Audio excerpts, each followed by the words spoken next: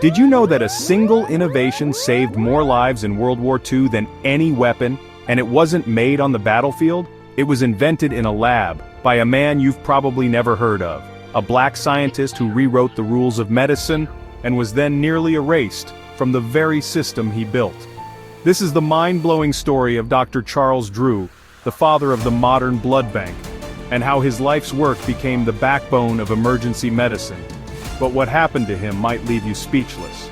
So, before we dive in, just to let you know that we're seeing that 55% of our viewers who watch our channel regularly have not subscribed to us yet, so we're asking you a favor. Before we start our deep dive, if you like us and want to support us, there's a free and simple way to do that. Just hit that subscribe button so that you never miss out when we put out new videos. We assure you that we will commit to bringing you the best videos each week. We also crave your feedback and suggestions as we aim to give you the best content possible. And now to our feature presentation. Born in 1904 in Washington, D.C., Charles Drew wasn't always a scientist. In fact, he was an athlete first, a football star with Olympic-level speed. But he chose medicine over medals, and thank God he did. After graduating from Amherst College, Drew fought racial barriers to attend McGill University in Canada, where he outperformed nearly every student in his class. Then, in 1940, he became the first African American to earn a Doctor of Science in Medicine from Columbia University. But it wasn't his degrees that made history, it was his obsession with one question: how do you keep blood alive after it leaves the body? Before Dr. Drew, storing blood was a nightmare. Whole blood would spoil in hours. Refrigeration was unreliable. Transporting it was nearly impossible. In war zones, that meant soldiers were bleeding out with no chance of survival. Hospitals could barely keep up. Blood shortages were constant. But Drew saw something others missed: blood plasma. A golden-colored fluid that makes up more than half of blood's volume.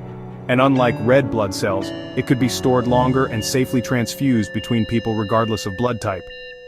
He discovered that you could separate plasma from blood, store it without refrigeration, and reconstitute it when needed.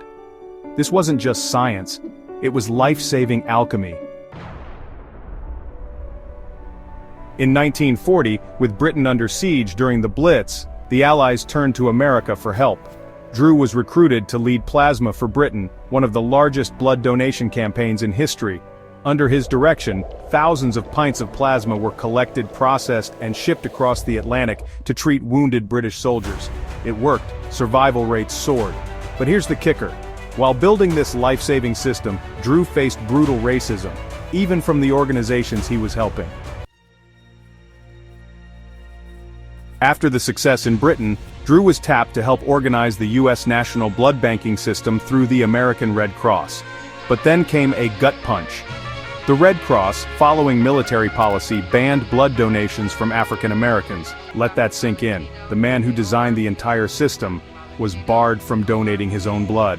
Even when the policy changed under pressure, it was only to allow segregated blood. Black plasma and white plasma stored separately. Even though plasma is colorless, even though it made no scientific sense.